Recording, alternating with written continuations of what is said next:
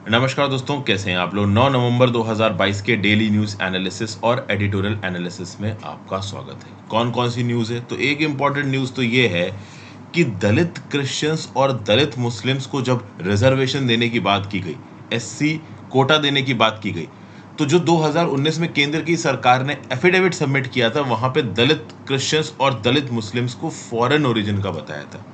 तो ये क्या लॉजिक है और कैसे अपोजिशन पार्टीज इस पर्टिकुलर लॉजिक का इस्तेमाल कर रही हैं, इसके रिस्पेक्ट में एक आर्टिकल है, इसको देखेंगे। यूनिफॉर्म सिविल कोड के इम्प्लीमेंटेशन को एग्जामिन करने के लिए जल्दी ही नया लॉ पैनल आएगा, इसके बारे में बात करेंगे। फिर केरला हाई कोर्ट ने केरला के वाइस चांसलर्स को एक इंटरिम रिलीफ दी है, इसको देखेंगे। आपको पता होना चाहिए आरिफ मोहम्मद खान साहब ने pursuant to APJ Abdul Kalam जो टेक्नोलॉजिकल यूनिवर्सिटी थी, उसके वाइस चांसलर को कुर्सी से हटा दिया था। रीजन बीइंग उसके अपॉइंटमेंट में यूजीसी की गाइडलाइंस फॉलो नहीं की गई थी। तो इस बेसिस पे आरिफ मोहम्मद खान साहब ने सारी यूनिवर्सिटीज के वाइस चांसलर्स को बोला कि रिजाइन करो, शो कॉज नोटिस दे दिया और 21 अक्टूबर को निकलने को बोल दिया। लेकिन केरला हाईकोर्ट ने इस डिसीजन को रोक दिया, इसके बारे में देखेंगे। फिर सीएसआईआर एनजीआरआई मिलके हिमालयन स्टेट्स में अर्ली वार्निंग सिस्टम को सेटअप करने की बात कर रहे हैं, इसको देखेंगे। निकोबार प्रोजेक्ट के लिए, जो कि निकोबार आइलैंड में बनाया जा रहा है, अंडमान निकोबार आइलैंड्स में 130 स्क्वायर किलोमीटर के आप कह लो डेंस फॉरेस्ट काटे जा रहे हैं, ये क्या है, इसको देखेंगे। केरला इंडियन पीनल कोड को अमेंड करेगा प्रिंटिंग ऑफ इंडिसेंट मैटर को रोकने के लिए, ये क्या है, इसको देखेंगे। वेस्ट बंगाल और बिहार रेड जोन है एरोसोल पॉल्यूशन को लेके, अब ये क्या है, इसके बारे में बात करेंगे। और यूएस और बेल्जियम जल्दी ही इंडिया से सवाल पूछेगा on citizenship amendment act and minority rights, ये क्या है, इसको देखेंगे। तो काफ़ी सारी न्यूज़ है आज, इसको देखेंगे। एडिटोरियल्स में ये जो अग्निपथ स्कीम है ये किस डायरेक्शन में जा रही है, इसके बारे में बात करेंगे। कंटेंट मॉडरेशन थ्रू को रेगुलेशन, देखिए ग्रीवेंस एपेलेट कमेटी जो सरकार ने बना रखी है, जिसके चलते ओवरऑल ये जो सोशल मीडिया प्लेटफॉर्म्स है ट्विटर फेसबुक जैसे, अगर इनकी ग्रीवेंस रिड्रेसल में कुछ भी डिसीजन आता है, उस डिसीजन के अगेंस्ट आप ग्रीवेंस एपेलेट कमेटी के पास जा सकते हो। तो इन कमिटीज के थ्रू सरकार अपने पास कुछ जरूरत से ज्यादा ताकत रख रही है, ये इल्जाम लगाया जा रहा है। तो इस कंटेक्स्ट में को रेगुलेशन के थ्रू कैसे आप चीजों को सॉर्ट आउट कर सकते हो, इसके बारे में बात की गई है, इसको देखेंगे। फिर बीजेपी कर्नाटका में किस प्रकार से जीत सकती है, इसको देखेंगे। बीजेपी अलग अलग स्टेट्स में किस प्रकार से बाईपोल्स को जीत रही है, इसके बारे में एक दो पॉलिटिकल आर्टिकल है, ये देखेंगे। कुल मिला के इतनी सारी चीज़ें हैं। एक आर्टिकल आप कह लो ये कॉन्फ्रेंस ऑफ पार्टी 27 से रिलेटेड है, उसके बारे में रोज ही बात कर रहे हैं, नया कुछ छपा नहीं है तो उसके बारे में डिस्कस नहीं कर रहे हैं।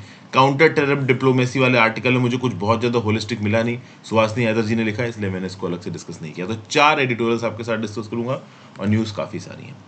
वर्ड ऑफ द डे देख लेते हैं, having an S up the sleeve, मतलब आपके पास कोई एडवांटेज होना, कोई एक ऐसी इंफॉर्मेशन होना जिसको आप अपने एडवांटेज में किसी भी समय पे इस्तेमाल कर सकते हो। Having an advantage that is currently being withheld for future purposes, होता है ना कि किसी नेगोशिएशन में आपके पास एक एडवांटेजियस पॉइंट है, अब आप उसको चुप करके बैठे हो, जब आप नेगोशिएशन में कमजोर पड़ोगे तो उसको इस्तेमाल करोगे। ताश के गेम में होता है ना कि अगर आपके पास इक्का है तो इक्का आपका प्लस पॉइंट है, और जब आपको जरूरत होगी तब आप उस इक्के को इस्तेमाल करोगे। जैसे यहाँ पे क्वेश्चन में, सॉरी सेंटेंस में इसका यूज कैसा है, Brian kept quiet at the board meeting, he knew he had an ace hidden up his sleeve the whole time, मतलब ओवरऑल एस मतलब इक्का, मतलब कोई एक एडवांटेज, मतलब मीटिंग के समय पे भले ही ब्रायन चुप था लेकिन पूरी मीटिंग में ब्रायन को पता था कि उसके पास एक एडवांटेजियस फैक्ट है, जब जरूरत पड़ेगी तो जरूरत के हिसाब से इस्तेमाल किया जाएगा। ठीक है भाई, वीडियो पे लाइक का बटन दोस्तों, चैनल को अब तक शेयर और सब्सक्राइब नहीं किया कर लीजिए, इंस्टाग्राम पे फॉलो कर लीजिए, आपके साथ जुड़ता हूँ। टेलीग्राम ग्रुप ज्वाइन कर लीजिए, वहां पे आपको लेक्चर की नोटिफिकेशन और पीडीएफ दोनों मिल जाएगी। ज्यादा से ज्यादा लोगों के साथ इस लेक्चर को शेयर करें। चलिए, GS paper 2 government policies and intervention population and associated issues में पहली news, centre alludes to foreign origins in its affidavit on Dalit Christians Dalit Muslims. अब देखिए, कुछ दिन पहले भी ये टॉपिक मैंने आपके साथ डिस्कस किया था। सुप्रीम कोर्ट में इस बात को लेकर बहस चल रही है कि जो दलित क्रिश्चियंस हैं, दलित मुस्लिम्स हैं, उनको शेड्यूल कास्ट का दर्जा दिया जाए for the purpose of reservation. क्या है इंडिया के अंदर अभी के कानून के हिसाब से, जो दलित बुद्धिस्ट हैं, जो दलित सिख्स हैं, उनको तो शेड्यूल कास्ट और रिजर्वेशन का दर्जा दिया जाता है, और जो दलित हिंदूज हैं उनको देखिए क्या है ना, ये जो दलित नाम का शब्द है दोस्तों, इसको डिप्रेस्ड क्लासेस को डिनोट करने के लिए इस्तेमाल किया जाता है। हमारे देश में कास्ट सेग्रीगेशन के चलते हिंदू धर्म में एक बड़े तबके को दबा के रखा गया, उनको उनका फुल पोटेंशियल नहीं मीट करने दिया गया।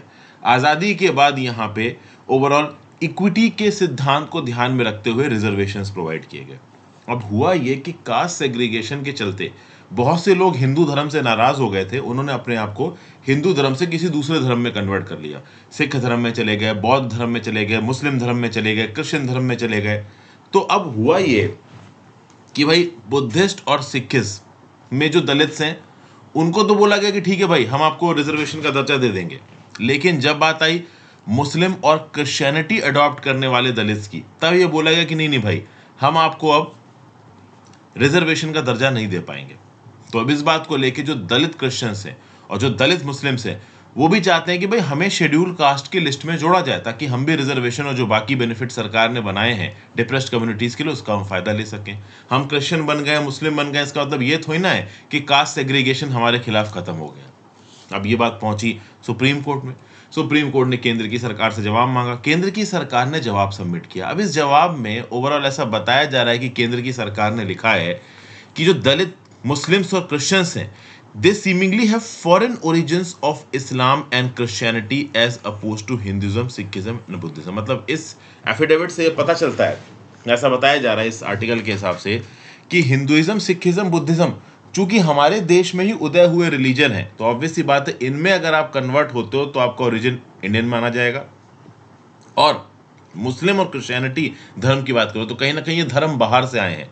तो जो भी दलित इस धर्मों में कन्वर्ट हुए हैं उनको आप पूरी तरीके से इंडियन ओरिजिन का नहीं बोल सकते। अब देखिए अपने आप में यहाँ पे बहुत बड़ी कंट्रोवर्सी शुरू हो सकती है।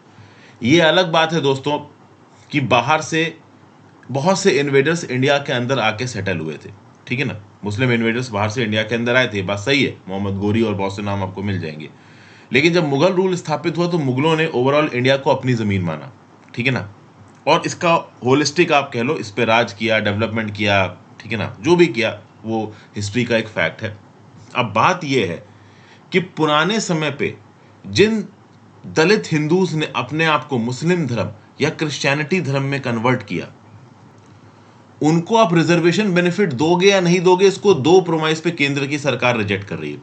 पहली बात तो केंद्र की सरकार ये बोल रही है, जो यूनियन गवर्नमेंट ने अपना एफिडेविट फाइल किया वो ये बोल रही है कि भाई देखिए ये जो कन्वर्जन हुआ है पिछले कई सेंचुरीज में हुआ है, पिछले कई 100 सालों में हुआ है।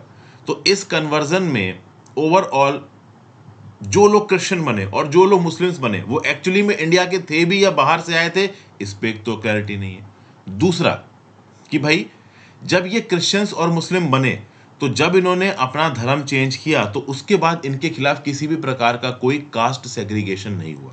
तो इन दो प्रोमाइसेस के बेसिस पे केंद्र की सरकार अपने एफिडेविट में बोल रही है कि भाई दलित क्रिश्चियंस और दलित मुस्लिम्स को हम यहाँ पे रिजर्वेशन और शेड्यूल कास्ट का दर्जा नहीं दे सकते। ये बात यहाँ पे बात की गई।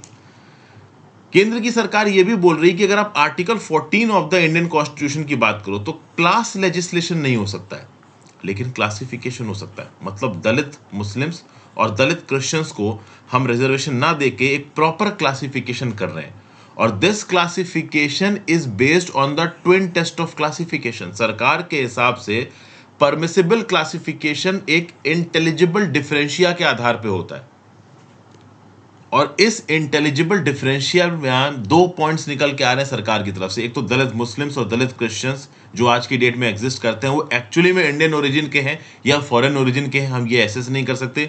रीजन बिंग ये कन्वर्जन पिछले कई दशकों, पिछले कई सेंचुरीज से चला आ रहा है। दूसरी बात, एक बार वो क्रिश्चियन और मुस्लिम बन गए तो उसके अगेंस्ट कास्ट सेग्रीगेशन नहीं हुआ, क्योंकि कास्ट सेग्रीगेशन का फिनोमिना हिंदू सोसाइटी की प्रॉपर्टी थी। तो एक बार वो हिंदू धर्म से क्रिश्चियन धर्म या मुस्लिम धर्म में चले गए तो उनके खिलाफ कास्ट सेग्रीगेशन नहीं हुआ। तो ट्विन टेस्ट ऑफ क्लासिफिकेशन के हिसाब से यहाँ पे इंटेलिजिबल डिफरेंशिया को फॉलो करके हिंदुइज्म, सिखिज्म, बुद्धिज्म वालों को तो एससी का स्टेटस दिया जा रहा है, बट क्रिश्चियंस और मुस्लिम्स को नहीं दिया जा रहा, और ये सही है। कहीं ना कहीं क्रिश्चियनिटी और इस्लाम को यहाँ पे इंडिक रिलीजन नहीं माना गया। खैर वो एक अलग बात है, बट सबसे खास बात दोस्तों यहाँ पे ये है कि इस समय पे जितने भी दलित क्रिश्चियंस हैं या दलित मुस्लिम्स हैं वो भारत के नागरिक हैं।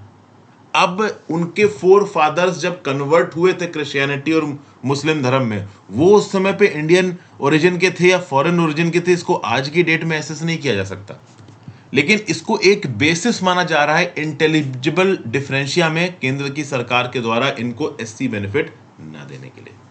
फिर यहाँ पे एफिडेविट में केंद्र की सरकार ने यह भी लिखा है कि वो शेड्यूल कास्ट जो हिंदुइज्म धर्म से बुद्धिज्म धर्म में कन्वर्ट हुए हैं वो ज्यादातर वो लोग हैं जो डॉक्टर अंबेडकर की कॉल पे 1956 या उसके बाद उन्होंने अपना धर्म बदला है, तो उनको तो हम क्लियर कट कह सकते हैं कि भाई वो इंडियन ओरिजिन के। बट जो मुस्लिम धर्म में कन्वर्जन हुए हैं, जो क्रिश्चियनिटी धर्म में कन्वर्जन हुए हैं, वो पिछले कई सेंचुरीज में हुए हैं, और पिछले कई सेंचुरीज में इनके फोर फादर एक्चुअली में इंडियन थे या नहीं थे या फॉरेन ओरिजिन के थे, इसको हम आज के डेट में एसर्टेन नहीं कर सकते। इसीलिए हम इनको रिजर्वेशन का बेनिफिट भी नहीं दे सकते। तो ये दो आप कह लो बेसिस पे ओवरऑल केंद्र की सरकार में एफिडेविट में ये बोला जा रहा है कि हाँ भाई हम ओवरऑल दलित मुस्लिम्स और क्रिश्चियंस को रिजर्वेशन और शेड्यूल कास्ट का दर्जा नहीं दे सकते। केवल Dalits of Hindu, Sikh and Buddhist faith are currently categorised as एससीज। ठीक है भाई, तो ये सब बातें हम यहाँ पे बोली गई। इस बात को लेके मिलॉर्ड तो कोर्ट में हो ही रहा है। सुप्रीम कोर्ट यहाँ पे क्या बोलेगा इसको हम आगे आने वाले समय में देखेंगे। इसके साथ साथ एक और अपडेट है, केंद्र की सरकार ने एक 3 मेंबर का कमीशन ऑफ इंक्वायरी बनाया है जिसको लीड कर रहे हैं former chief justice of India K G. Balakrishnan साहब। ये जो 3 मेंबर का कमीशन ऑफ इंक्वायरी है, ये seminal and historically complex sociological और कॉन्स्टिट्यूशनल क्वेश्चन को परयूज करेगा और ये देखेगा कि क्या दलित और क्रिश्चियंस और दलित मुस्लिम्स को एससी लिस्ट में इंक्लूड किया जा सकता है।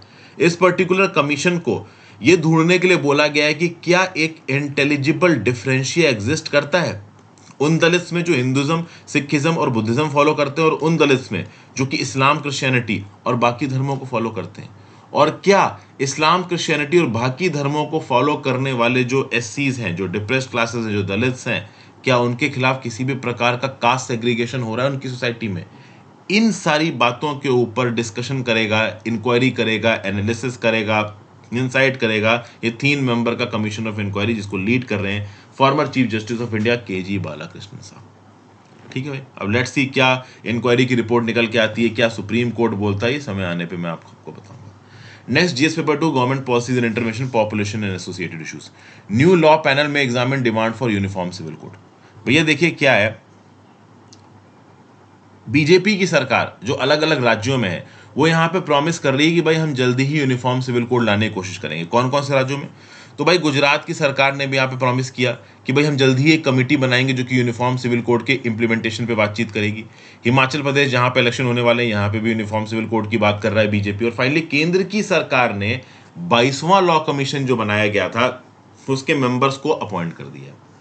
तो 22वें लॉ कमीशन की चेयरमैन की तरह अपॉइंट किया गया रिटायर्ड हाई कोर्ट की चीफ जस्टिस ऋतुराज अवस्थी जी को। तो ये एक बड़ा इंपॉर्टेंट क्वेश्चन है कि who is the chairperson of 22nd law commission. किसी वन लाइनर में आपसे किसी एग्जाम में पूछा जा सकता है, तो नाम याद रखिएगा, ऋतुराज अवस्थी। इसके साथ साथ बाकी मेंबर्स कौन है, तो justice K T. Sankaran, professor D P. Verma, professor Anand Paliwal, professor Raka Arya और श्री एम करुणानिधि, ये बाकी मेंबर्स है कमीशन के। और ये कमीशन क्या डिस्कशन करेगा, ये कमीशन इस बात के ऊपर डिस्कशन करेगा कि हाँ भाई यूनिफॉर्म सिविल कोड के रिस्पेक्ट में क्या करना चाहिए, क्या नहीं करना चाहिए। और ये जो 22वां लॉ कमीशन है ये इस बात के ऊपर प्रॉपर तरीके से इंक्वायरी करेगा कि हाँ भाई ओवरऑल यहाँ पे यूनिफॉर्म सिविल कोड पूरे देश के लिए आना चाहिए कि नहीं आना चाहिए। अब इस बात को लेके भी दोस्तों एक क्वेश्चन है कि क्या यूनिफॉर्म सिविल कोड को अलग अलग राज्य की सरकारें परस्यू कर सकती हैं या फिर यूनिफॉर्म सिविल कोड को पैन इंडिया बेसिस पे पार्लियामेंट ही इंप्लीमेंट कर सकती है। वैसे मैं बता दूं कि अगर यूनिफॉर्म सिविल कोड के इंप्लीमेंटेशन की बात आई और लोकसभा में कोई बिल वगैरह पास कराया गया तो इसका तगड़ा अपोजिशन आएगा। ठीक है ना, चूंकि ये रिलीजियसली सेंसिटिव, बहुत रिलीजियसली सेंसिटिव मुद्दा है, क्योंकि कहीं ना कहीं यूनिफॉर्म सिविल कोड जो मुस्लिम कम्युनिटी के लोग हैं उनको नाराज करेगा।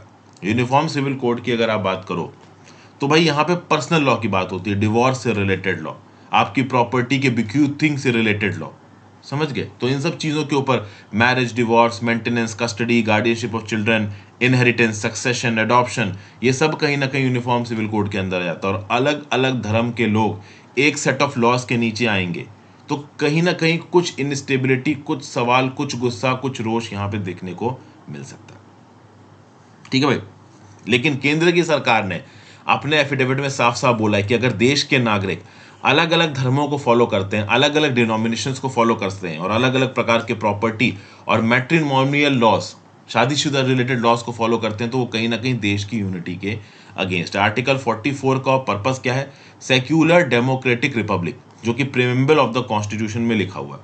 और ये सेक्युलर डेमोक्रेटिक रिपब्लिक तभी हम ग्राउंड लेवल पे इंप्लीमेंट कर पाएंगे जब देश के सारे नागरिक इक्वल सेट ऑफ लॉज को फॉलो करें। ठीक है ना भाई। तो इस कंटेक्स्ट में आर्टिकल 44 ऑफ द कॉन्स्टिट्यूशन की बात करो तो state shall endeavour to secure for the citizens a UCC throughout the territory of India. Parliament भी इस मैटर को टेकअप कर रहा है और इंडिविजुअल सरकारें भी इस मैटर को टेकअप कर रही है। और कहीं ना कहीं बीजेपी सरकार की दोस्तों अगर आप बात करो तो जब 2019 का अपना पोल मैनिफेस्टो, ठीक है ना, मैनिफेस्टो छापती है ना पॉलिटिकल पार्टी की, हम भाई ये चीजें करेंगे ये चीज करेंगे, तो उसमें एक कॉमन सिविल कोड की बात की थी। ऑलरेडी एक कॉमन सिविल कोड गोवा में इंप्लीमेंटेड है, तो उस लाइन पे उत्तराखंड, गुजरात और हिमाचल प्रदेश, ये तीनों स्टेट्स पे इंडिविजुअल बेसिस पे यूनिफॉर्म सिविल कोड को टेकअप कर सकते हैं और केंद्र की सरकार तो टेकअप कर ही सकती है। तो अगर 22वां लॉ कमीशन यहाँ पे यूनिफॉर्म सिविल कोड के फेवर में बात करता है तो इस बात के पूरे चांसेस है कि सरकार लोकसभा राज्यसभा के थ्रू एक लॉ भी यहाँ पे यूनिफॉर्म सिविल कोड से रिलेटेड पारित कराने की कोशिश करें। Next, GS paper 2, centre state relations education. Kerala high court offers interim relief to vice chancellor. देखिए ये पूरा मुद्दा आपको पता है। सबसे पहले क्या हुआ था, सबसे पहले सुप्रीम कोर्ट ने ये जो APJ Abdul Kalam technological university है, इसके वाइस चांसलर एमएस राजश्री के अपॉइंटमेंट को कैंसिल किया। क्यों? क्योंकि एमएस राजश्री जी का अपॉइंटमेंट हुआ था, जो वाइस चांसलर का अपॉइंटमेंट हुआ था, ये यूजीसी के रेगुलेशंस के हिसाब से नहीं हुआ था। ऐसा यहां पे सुप्रीम कोर्ट ने बोल के एमएस राजश्री के अपॉइंटमेंट को कैंसिल कर दिया। ठीक है भाई। अब इस बात को लेके आरिफ मोहम्मद खान साहब को मौका मिल गया। आरिफ मोहम्मद खान साहब ने जितनी भी यूनिवर्सिटीज हैं केरला की, उनको लेटर इशू कर दिया और उनके वाइस चांसलर्स को बोला कि रिटायर करो, मतलब निकलो। अच्छा, मैं बता दूं कि अभी के लिए केरला के गवर्नर आरिफ मोहम्मद खान साहब ये चांसलर्स हैं यूनिवर्सिटीज के, और वाइस चांसलर्स राज्य की सरकार अपॉइंट करती है। और राज्य की सरकार एक सर्च कमेटी बनाएगी, 3-4 नाम प्रपोज करेगी गवर्नर को, जो कि चांसलर है, और चांसलर अपॉइंट करेगा। तो सुप्रीम कोर्ट ने यहाँ पे एमएस राजश्री को हटा दिया ये बोल के कि यूजीसी के नॉर्म्स फॉलो नहीं हुआ। आरिफ मोहम्मद खान साहब ने बोला बाकियों में भी यूजीसी के नॉर्म्स नहीं फॉलो हुए हैं, आप लोग अपनी कुर्सी छोड़ो, रिजाइन करो। जब वाइस चांसलर्स ने रिजाइन नहीं किया तो एक शो कॉज नोटिस गवर्नर की तरफ से इशू किया गया। 3 से 4 नवंबर तक की डेडलाइन दी गई गवर्नर्स के द्वारा इन वाइस चांसलर्स को कि अपना स्टांस सबमिट करो। इस डेडलाइन को एक्सटेंड किया केरला हाईकोर्ट ने 7 नवंबर तक। और यहां पे क्लियर कट केरला हाईकोर्ट ने बोला है कि जो शो कॉज नोटिस इशू किया है आरिफ मोहम्मद खान साहब ने as in his capacity as chancellor, उसके ऊपर वापस जब तक जवाब नहीं दे देंगे वाइस चांसलर, तब तक कोई फाइनल एक्शन नहीं लिया जाएगा। अब आपको एक पॉइंट समझना पड़ेगा, यहां पे गवर्नर एक कॉन्स्टिट्यूशनल रोल है, कॉन्स्टिट्यूशनल कैपेसिटी में गवर्नर काम कर रहा है। लेकिन समझिए, जब गवर्नर काम करता है as a chancellor of state universities, तो वो स्टैट्यूटरी रोल में काम कर रहा है। अब आप बोलोगे सर ये क्या बोल रहे हो, कॉन्स्टिट्यूशनल रोल, स्टैट्यूटरी रोल? तो एक राज्य में गवर्नर होगा, ये संविधान में लिखा है, लेकिन एक राज्य का गवर्नर उस राज्य की यूनिवर्सिटीज का चांसलर होगा, ये नियम कानून पारित किया जाता है राज्य की असेंबली के द्वारा। तो केरला के अंदर एक नियम कानून पारित करके गवर्नर को बनाया गया चांसलर। तो जब चांसलर की तरह गवर्नर काम करता है तो वो कॉन्स्टिट्यूशनल रोल में काम ना करके स्टैट्यूटरी रोल में काम कर रहा है। और जब आप स्टैट्यूटरी रोल में काम करते हो तो कॉन्स्टिट्यूशनल रोल वाली धौंस आप नहीं दिखा सकते। तो इस कंटेक्स्ट में पिनराई विजयन साहब की जो एलडीएफ सरकार है, लेफ्ट डेमोक्रेटिक फ्रंट है, इसका ये साफ साफ बोलना है कि भाई ये जो आरिफ मोहम्मद खान साहब एज अ चांसलर काम कर रहे हैं, ये मन मुताबिक कभी भी वाइस चांसलर्स को उनकी कुर्सी से नहीं हटा सकते। आरिफ मोहम्मद खान साहब बोल रहे हैं कि चूंकि सुप्रीम कोर्ट ने एमएस राजश्री को हटा दिया गाइडलाइंस फॉलो ना करने की वजह से, तो बाकी वाइस चांसलर्स के अपॉइंटमेंट में भी गाइडलाइन फॉलो नहीं हुई है, तो उनको भी हटना चाहिए। मैं शो कॉज नोटिस इशू कर रहा हूं, मैं इसको हटाऊंगा।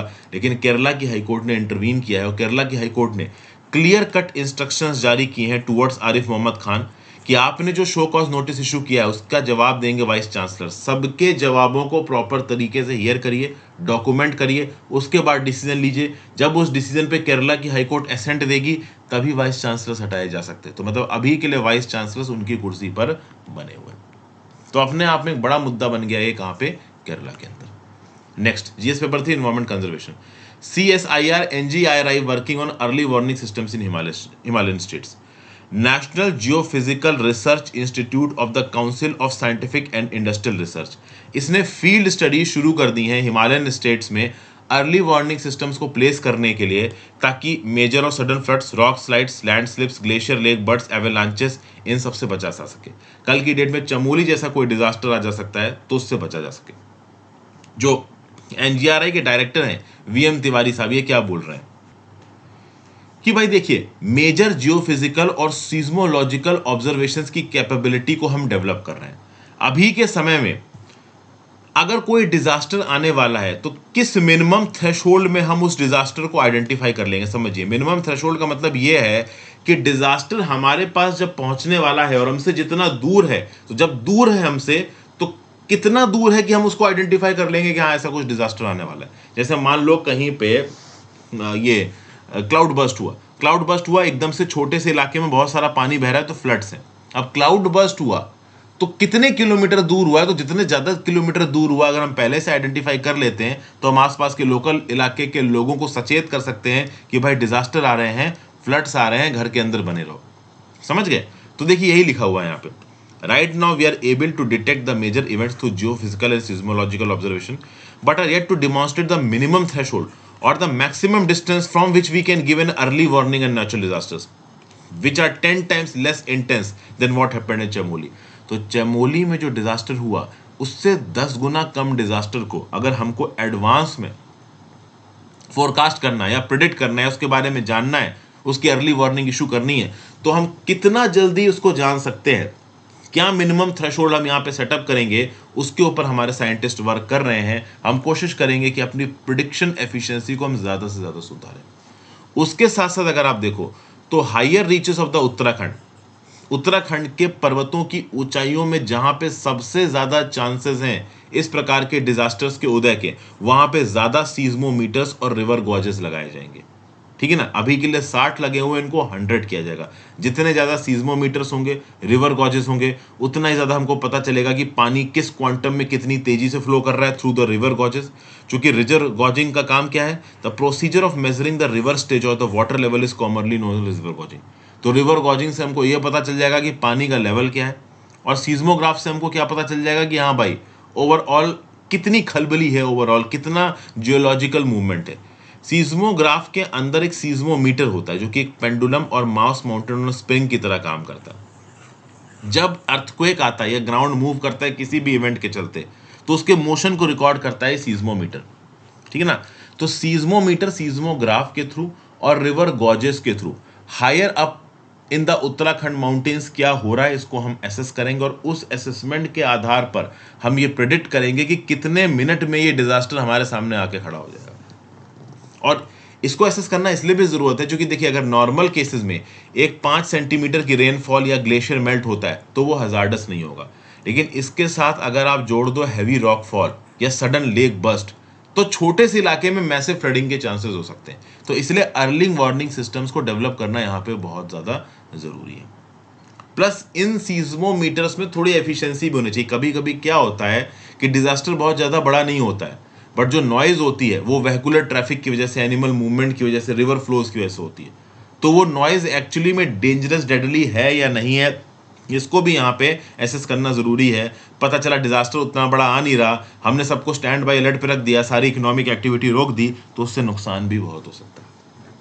और इस प्रकार के सीज्मोग्राफ्स और रिवर गॉजेस लार्ज इंफ्रास्ट्रक्चर प्रोजेक्ट्स और हाइड्रो पावर प्लांट्स जो इस पर्टिकुलर रीजन में, उनकी सेफ्टी के लिए भी बहुत इंपॉर्टेंट है। अभी के लिए साइंटिस्ट का ये बोलना है कि जब डिजास्टर हमसे 30 से 40 किलोमीटर दूर होता है तब हम उसको प्रेडिक्ट कर लेते हैं, एसेस कर लेते हैं, तो हमें लगभग आधे घंटे का समय मिल जाता है अपने आप को संभालने के लिए। इस प्रोडक्शन टाइम को हम और इम्प्रूव करने की कोशिश कर रहे हैं। 1 घंटा, 2 घंटा, 3 घंटा अगर डिजास्टर होने से पहले हमें चीज़ें पता चल जाएं तो हम बहुत हद तक उस डिजास्टर को रोक सकते हैं। इसलिए एनजीआरआई यहाँ पे मशीन कंप्यूटिंग और मशीन लर्निंग का इस्तेमाल कर रही है ताकि ऑब्जर्वेशन से फाइनल आउटकम को हम जल्दी एसेस कर सकें। लेकिन प्रॉब्लम यह भी है कि पहाड़ के इलाके में communication of real data is a big issue, क्योंकि कभी कभी क्या होता है कि हर जगह पे स्नो कवर होता है, मोबाइल टावर वहाँ पे है नहीं, तो इंफ्रास्ट्रक्चर को बहुत प्रायोरिटी पे इंप्रूव करने की जरूरत है अगर इस प्रकार के वार्निंग सिस्टम्स को हमें डेवलप करना है। तो council of scientific and industrial research की बात कर लेते हैं। This is the largest research and development organisation in India, pan India presence इसका, 37 national laboratories, 39 outreach centres, 3 innovation complex और 5 यूनिट्स हैं। सितंबर 1942 में इसको बनाया गया था। हेडक्वार्टर्स दिल्ली में है। प्रेसिडेंट है इसके PM of India ex officio. Ministry of science and technology के अंदर काम करता है, ऑटोनॉमस बॉडी की तरह। रजिस्ट्रेशन है इसका under societies registration act 1860। Radio space physics, oceanography, geo physics, chemicals, drugs, genomics, biotechnology, nano technology, सब फील्ड में काम करता है। और इसी के अंडर आता है नेशनल जियोफिजिकल रिसर्च इंस्टीट्यूट, जो कि जियो साइंटिफिक रिसर्च ऑर्गेनाइजेशन है, जिसको सेटअप किया गया था 1961 में। तो ये न्यूज़ थोड़ी इंपॉर्टेंट है, थोड़ी सेंसिटिव है, इकोलॉजिकली सेंसिटिव है। जीएस पेपर थी, एनवायरमेंट कंजर्वेशन में काम किए। Union ministry of environment, forest और क्लाइमेट चेंज ने इन प्रिंसिपल अप्रूवल दिया है टू द स्टेज 1, जिसमें ग्रेट निकोबार आइलैंड में 72,000 करोड़ के प्रोजेक्ट को बनाने के लिए 130.75 स्क्वायर किलोमीटर के फॉरेस्ट को उड़ा दिया जाएगा। जी हाँ, ये फॉरेस्ट को पूरी तरीके से यहाँ पे काट दिया जाएगा, साफ कर दिया जाएगा, चूंकि एक 72,000 करोड़ का प्रोजेक्ट, जिसमें एक ट्रांसशिपमेंट पोर्ट है, एक एयरपोर्ट है, एक पावर प्लांट है और एक ग्रीन फील्ड टाउनशिप बनाई जा रही है। इस प्रोजेक्ट की इंप्लीमेंटेशन एजेंसी है Andaman and Nicobar islands integrated development corporation. ये प्रोजेक्ट पिछले साल से न्यूज़ में है, कई बार इसको न्यूज़ में लाया गया है। अंडमान एंड निकोबार और लक्षद्वीप दोनों में इस प्रकार के मेगा प्रोजेक्ट्स, इंफ्रास्ट्रक्चर प्रोजेक्ट्स को लागू करने का प्लान बनाया जा रहा है। इसका इकोलॉजिकल अपोजिशन भी बहुत हो रहा है, लेकिन फाइनली सरकार ने यहाँ पे ठान ली है कि कहीं ना कहीं भाई हम इस प्रोजेक्ट को बनाएंगे। तो 130.75 स्क्वायर किलोमीटर का फॉरेस्ट ग्रेट निकोबार आइलैंड में पूरी तरीके से काट दिया जाएगा। अब देखा जाए तो ग्रेट निकोबार आइलैंड में थिकली फॉरेस्टेड इलाका है 900 स्क्वायर किलोमीटर का, जिसमें से 130 स्क्वायर किलोमीटर काटा जा रहा है, मतलब 15% ग्रेट निकोबार आइलैंड के फॉरेस्ट को काटा जा रहा है। अपने आप में इंडिया में one of the biggest forest divergence है ये। देखा जाए तो पिछले 3 सालों में टोटल 554 स्क्वायर किलोमीटर का जो फॉरेस्ट है इंडिया के अंदर, वो हटाया गया है। अब इसका 25% तो ये 130.75 ही है। पिछले 3 सालों 2015 से लेकर 2018 में 203 स्क्वायर किलोमीटर का फॉरेस्ट लैंड डाइवर्ट किया गया है, उसका 65% है ये 130.75 स्क्वायर किलोमीटर। मतलब अपने आप में एक डेंसली फॉरेस्टेड इलाके का 130.75 स्क्वायर किलोमीटर आप उड़ा दे रहे हो, मतलब लाखों की तादाद में ट्रीज कटेगी। गवर्नमेंट के एस्टिमेट के हिसाब से 8.5 लाख पेड़ों को यहाँ पे काटा जाएगा। और ये पेड़ इकोलॉजिकली बहुत इंपॉर्टेंट है, because they are primary evergreen tropical forest. यहाँ पे गजब की बायोलॉजिकल डाइवर्सिटी है और हाई एंडेमिज्म है। अगर देखो तो इस ग्रेट निकोबार आइलैंड में 650 स्पेशीज फ्लोरा के, 330 स्पेशीज फौना के पाए जाते हैं। Nicobar shrew, Nicobar long tailed macaque, great Nicobar crested serpent eagle, Nicobar paradise flycatcher, megapode, इस प्रकार की बहुत सी स्पेशीज यहाँ पे पाई जाती हैं। ऑब्वियस सी बात है, बड़े स्केल पे डिफॉरेस्टेशन होगा तो इन स्पेशीज पे भी इम्पैक्ट आएगा। यहाँ पे आपको नजर आ रहे हैं इस प्रकार के डेंसली फॉरेस्टेड इलाके। अगर आप देखो तो निकोबार, अंडमान एंड निकोबार अपने आप में बहुत ज़्यादा डेंसली फॉरेस्टेड है, दुनिया के one of the densely forested इलाके इसमें आता है। और इसका एक बड़ा चंक यहाँ पे साफ किया जा रहा है। अब सरकार बोल रही डेवलपमेंट के लिए इंपॉर्टेंट है, डेवलपमेंट के लिए तो देखिए इंपॉर्टेंट है, but at the same point of time ecological conservation के रिस्पेक्ट में सुसाइडल हो सकता है। अब मुद्दा क्या है? मुद्दा ये है कि अंडमान और निकोबार आइलैंड्स को टूरिज्म और पोर्ट डेवलपमेंट के लिए इस्तेमाल करेंगे, एक प्रकार का बाली यहाँ पे बना दिया जाएगा। लेकिन कंजर्वेशनिस्ट को डर है कि बहुत सारे आप कह लो स्पेशीज इफेक्ट हो जाएंगे, जैसे कि मास नेस्टिंग पॉपुलेशन जो है जाइंट लेदरबैक टर्टल की, वो यहाँ पे इफेक्ट होंगी। अगर आप सी टर्टल्स की दुनिया भर में स्पेशीज देखो तो 7 स्पेशी पाई जाती हैं, जिसमें से सबसे बड़ी स्पेशी है लेदरबैक टर्टल। और ये जो लेदरबैक टर्टल है ये आर्कटिक और अंटार्कटिक ओशन के अलावा बाकी सारे ओशंस में पाए जाते हैं।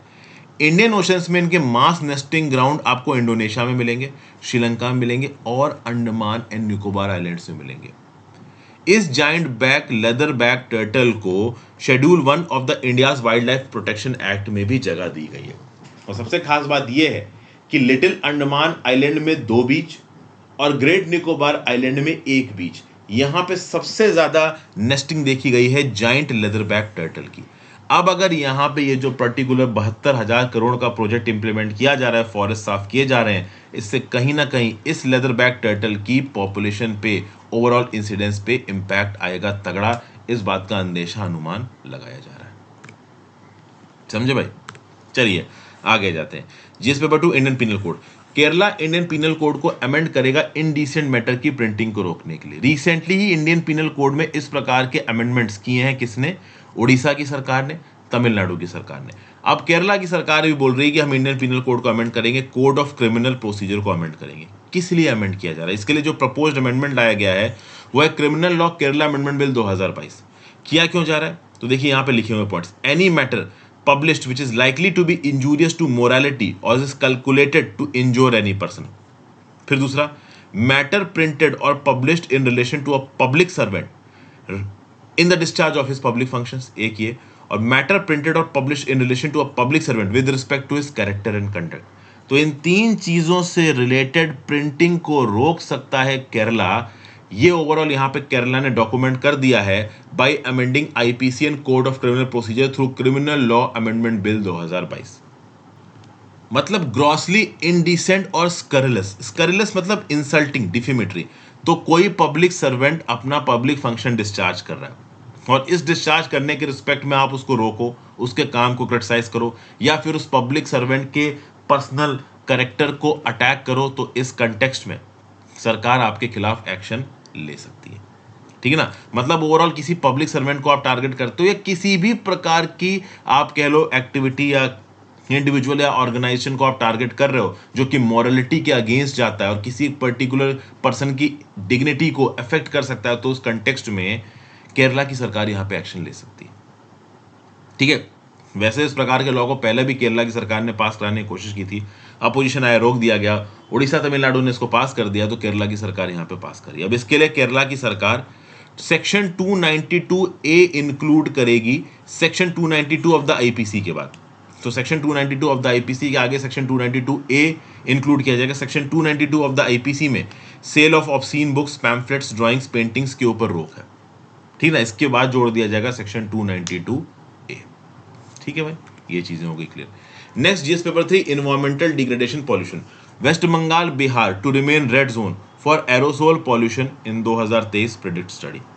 तो देखिए क्या है, scientist from the Bose institute in Kolkata ने एक रीसेंट स्टडी कंडक्ट की है जिसमें यह बोला गया है कि वेस्ट बंगाल के अंदर जो एरोसोल पॉल्यूशन है ये एक्सपेक्ट लगभग 8% से बढ़ेगा और West Bengal highly vulnerable red zone में आता है अगर आप एरोसोल पॉल्यूशन की बात करो। इंडिया में सबसे ज्यादा एरोसोल पॉल्यूशन है बिहार में, दूसरे नंबर पे आता है वेस्ट बंगाल। ठीक है भाई। अब एरोसोल पॉल्यूशन के लॉन्ग टर्म ट्रेंड को देखा गया 2005 से लेकर 2019 तक और फ्यूचर सिनारियोस कवर किए गए 2023 तक। तो 2023 के फ्यूचर सिनारियो के हिसाब से बंगाल, वेस्ट बंगाल और बिहार के हालात बहुत ज्यादा खराब लग रहे हैं।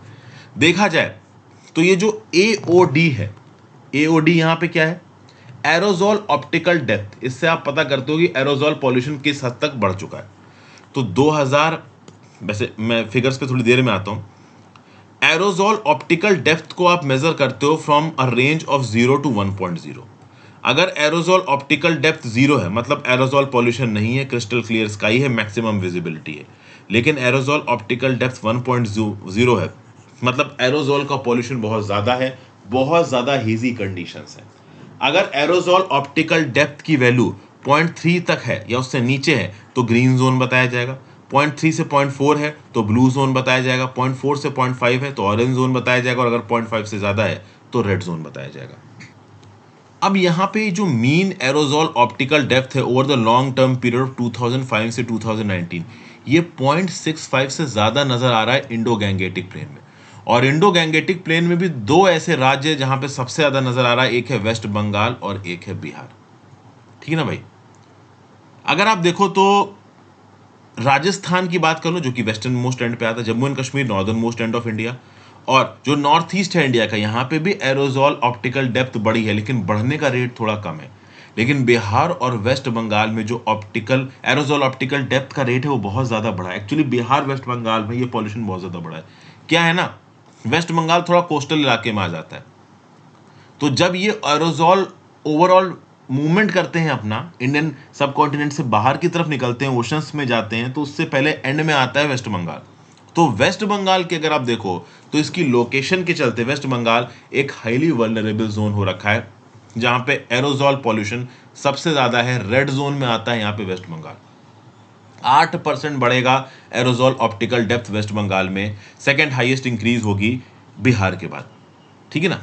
तो ये ओवरऑल यहाँ पे बताया जा रहा है। तो एरोसोल ऑप्टिकल डेप्थ, अच्छा एरोसोल्स में पाया क्या क्या जाता है, तो भाई PM2.5, PM10, फिर सी salt, dust, black, organic carbon, ये सब प्रकार का आप कह लो गंदगी कचरा आपको एरोसोल के अंदर मिलेगा। और एरोसोल के जो पार्टिकल्स होते हैं वो इतने हल्के होते हैं ना कि वो हवा में तैरते रहते हैं और कई दशकों तक, सालों तक वो हवा में तैरते ही रहेंगे। आपके लंग्स के अंदर घुस सकते हैं, आपके बॉडी के अंदर घुस सकते हैं, कार्सिनोजेनिक तो होते ही हैं, तो अपने आप में बहुत डेंजरस है। अब ओवरऑल एरोसोल के पॉल्यूशन का सोर्स क्या है, तो देखा जाए तो 2005 से लेके 2014 तक वेस्ट बंगाल के लिए अगर एरोजॉल पॉल्यूशन सोर्सेज देखा जाए तो नंबर 1 पे आता था वेहिकुलर एमिशंस। गाड़ी से जो एमिशन होता था उसकी वजह से 40 से 42% आप कह लो एरोजॉल पॉल्यूशन होता था। दूसरे नंबर पे आता था वेहिकुलर ड्रिवन डस्ट, गाड़ी चलेगी तो धूल मिट्टी उड़ेगी, उसकी वजह से 18 से 20%। और सॉलिड फ्यूल बर्निंग, कोल वगैरह जलाया आपने तो 13 से 15% एरोजॉल पॉल्यूशन। ये डाटा है 2005 से लेकर 2014 तक। लेकिन उसके बाद अगर आप 2015 से लेकर 2019 तक की बात करोगे तो vehicular emissions is responsible for 18% of aerosol pollution. उसकी एक वजह यह समझ में आ रही है कि यूरो 4 स्टैंडर्ड्स यानी भारत स्टेज 4, 5, 6 अब इंप्लीमेंट किया जा रहा है। 15 साल से पुराने व्हीकल्स को डिस्पोज ऑफ किया जा रहा है, इंजन्स को अपग्रेड करने की बात की जा रही है, समय समय पे पॉल्यूशन चेक्स व्हीकल का माना जाता है। तो व्हीकल गंदा कचरा गंदा धुआं बाहर ना फेंकें, इसको लेकर केंद्र की सरकार, राज्य की सरकार सबने एक्शंस लिए। तो कहीं ना कहीं एरोजॉल पॉल्यूशन वेहिकुलर एमिशंस की वजह से कम हुआ है। लेकिन जो सॉलिड फ्यूल बर्निंग है, दिस इज अ मेजर आप कह लो वो कंपोजिशन, मतलब 35% aerosol pollution from 2015 to 19 solid fuel burning वजह से। आप बोलोगे सर कौन सा सॉलिड फ्यूल बर्न? तो भाई थर्मल पावर प्लांट्स के अंदर जो आप कोयला जलाते हो that is one sort of solid fuel. किसी साइड ढाबा में अगर आप जाओ तो हर जगह एलपीजी यूज नहीं होती, वो क्या करते हैं कि कोयले की अंगीठी जला के उस पर खाना पकाते हैं, ठीक है ना। तो जहां पे कोयला और सॉलिड फ्यूल के इस्तेमाल से आप खाना वगैरह पकाओगे वहां से भी एरोजॉल पॉल्यूशन बहुत होगा। तो 2015 से लेकर 2019 में solid fuel burning is 35% responsible for aerosol pollution. तो अगर हमको एरोजॉल पॉल्यूशन को रोकना है तो भैया सॉलिड फ्यूल बर्निंग को रोकना होगा।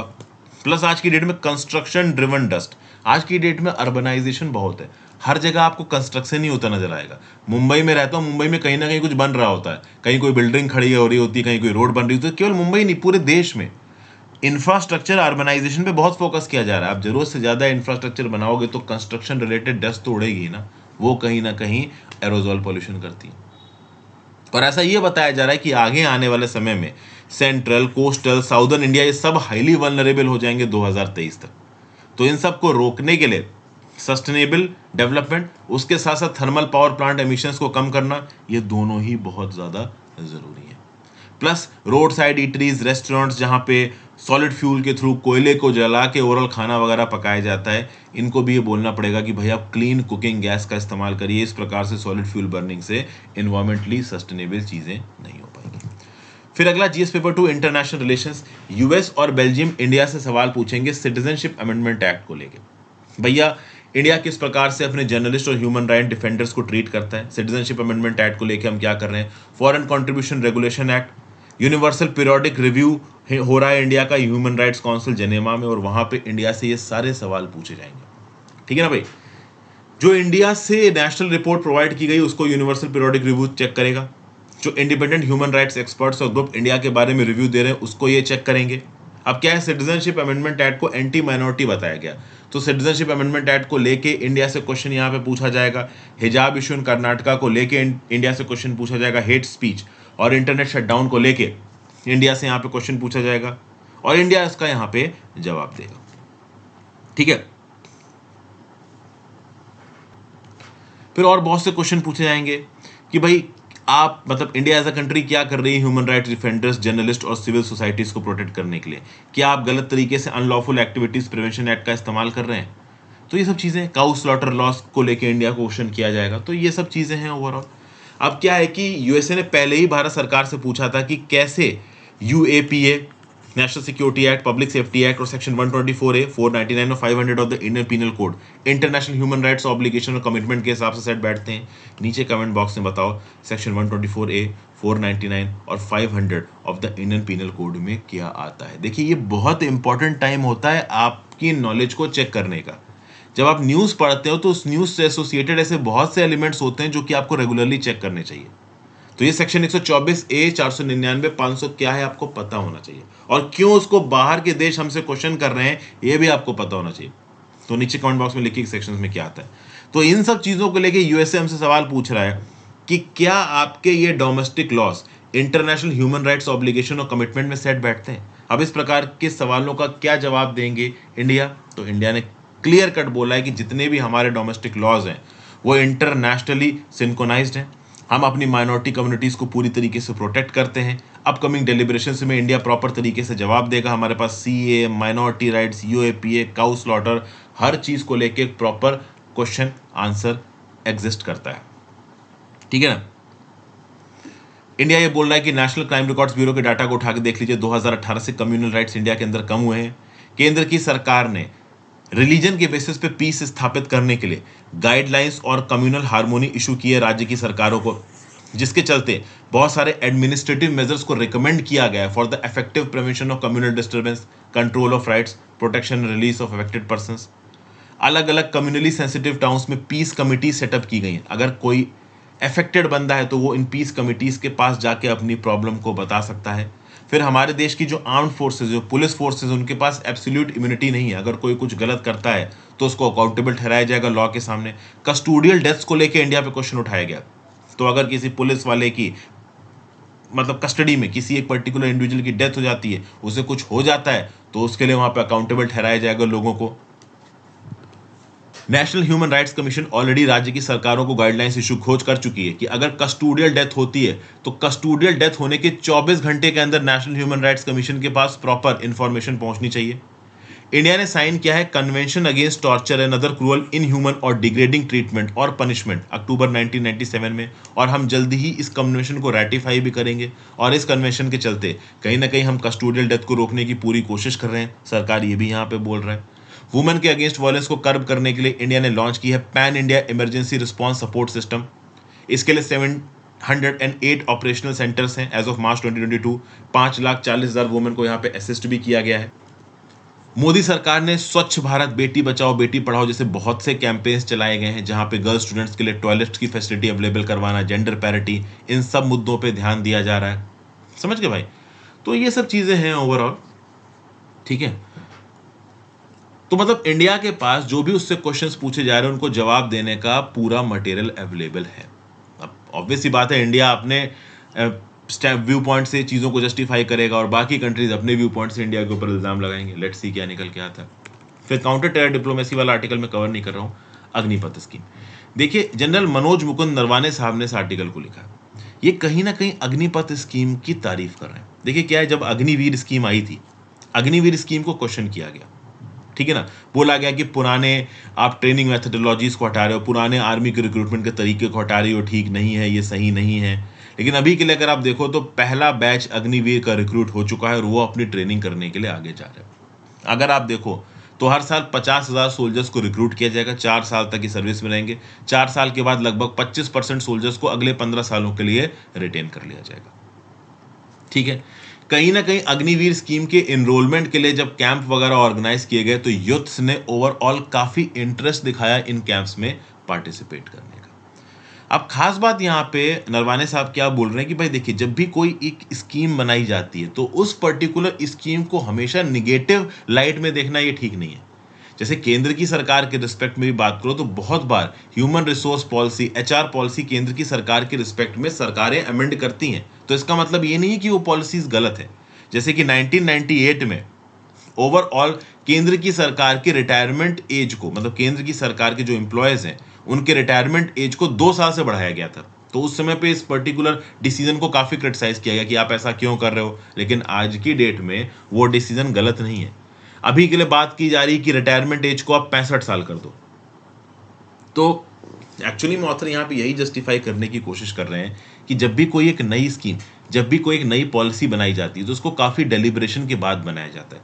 तो जब पॉलिसी बनाई जाती है उस समय पे उसको क्रिटिसाइज भले ही किया जा रहा हो, पॉलिसी के इम्प्लीमेंटेशन के बाद एक्चुअली में पता चलेगा कि क्या सही हो रहा है, क्या गलत हो रहा है। और पॉलिसी के इम्प्लीमेंटेशन के बाद मान लीजिए अगर कुछ गलत होता भी है तो हम उसमें चेंजेस कर सकते हैं।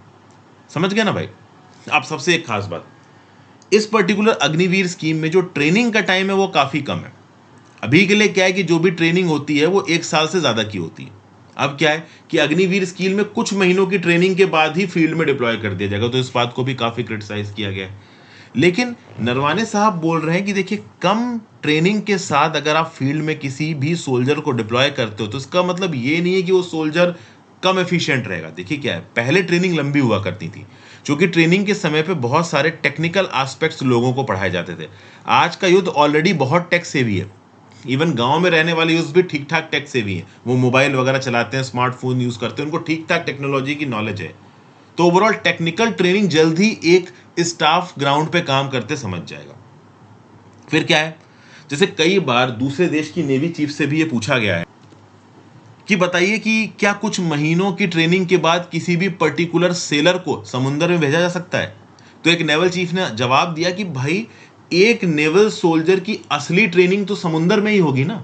मतलब आप उसको ग्राउंड लेवल पे ट्रेनिंग कराते रहो, इस चीज के लिए तैयार करो कि वो कल की डेट में समुद्र में जाएगा, लेकिन असल में तो तब सीखेगा जब वो समुद्र में डिप्लॉय होगा। तो ठीक है भाई, आप 6 महीने की ट्रेनिंग के बाद आराम से एक सेलर को समुद्र में भेज सकते हो, क्योंकि एक्चुअली में जब वो कोस्ट गार्ड के जहाज पे डिप्लॉयड होगा और समुद्र में आप सफर कर रहा होगा, तब उसकी रियल ट्रेनिंग होगी। तो खास बात यहां पे ये है कि इनिशियल प्रिलिमिनरी ट्रेनिंग कम समय की देके ऑन फील्ड एक्चुअल जॉब करा के आप असल ट्रेनिंग दोगे, वो अपने आप में एक इफेक्टिव है। और कहीं ना कहीं ये अग्निवीर स्कीम वो कर रही है। जैसे 1971 की जंग में भी कम ट्रेनिंग से लोगों को ग्राउंड लेवल पे डिप्लॉय किया गया, और कम ट्रेनिंग यंगर लोग भी कहीं ना कहीं अच्छा परफॉर्म करते हैं। कारगिल वॉर में सूबेदार मेजर योगेंद्र सिंह यादव केवल 19 साल के थे, इतनी गोलियां खाई, सरवाइव करके परमवीर चक्र मिला गारंटी के लिए।